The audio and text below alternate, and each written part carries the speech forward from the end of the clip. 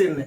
Class 9 से लेकर class 12 तक के लिए रिजल्ट प्रोसेस को बदल दिया है और क्लास 12 के रिजल्ट प्रोसेस के लिए एनसीईआरटी से भी मदद ली गई। पूरा प्रूफ आप स्क्रीन पर देख लीजिए कि एनसीईआरटी ने पहल की है सीबीएसई को कहा कि तुम सिलेबस बनाते हो भाई तो सिलेबस को अच्छे ढंग से बनाओ और मैं जो बुक बनाने के साथ एकेडमिक इन्हांसमेंट की बात है वो कर लेता हूं अपने स्कूलों से।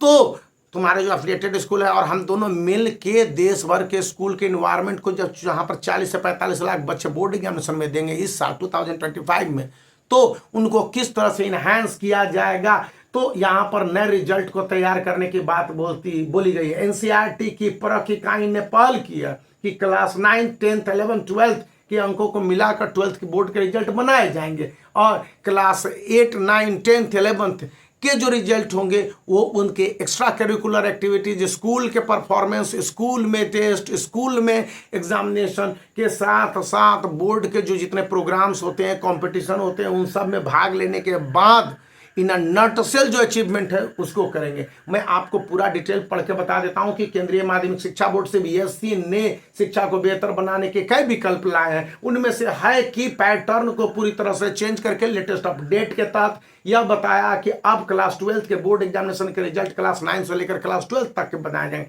यानी क्लास 12 के बोर्ड एग्जामिनेशन के रिजल्ट को बदल दिया। लेकिन क्लास 9th के लिए क्लास 8 और 10th और 11th के रिजल्ट को किस तरह से बनाया जाएगा, इस पर भी एनसीईआरटी यानी राष्ट्रीय शैक्षणिक अनुसंधान और प्रशिक्षण परिषद की इकाई परख ने बताया है और इसके लिए एक सुझाव आया है। अभी ये सुझाव है लेकिन अगर ये लागू हो जाता है तो काफी कुछ बदल जाएगा। क्लास 12th के अलावा क्लास 9th में से लेकर 15वीं तक मतलब कि 15 मतलब इंटर फिर ग्रेजुएशन इन सब की बात करता है। आपके जिस तरह से मार्किंग स्कीम लिया यानी कि क्लास 12th के लिए क्लास 9 से 15%, 10 से 20%, 11 से 15% और बाकी बोर्ड एग्जामिनेशन क्लास 12th के हो गए ना उससे 50% शामिल करने की सिफारिश की गई है। इसी तरह से क्लास 9th में भी आपके प्रीवियस ईयर से, क्लास 10th में भी आपके प्रीवियस ईयर से मार्क्स लिए जाएंगे। अभी इसको लेकर बताया जा रहा है। परख ने क्लास 12th के स्टूडेंट के लिए जो मूल्यांकन रिपोर्ट, ग्रुप डिस्कशन और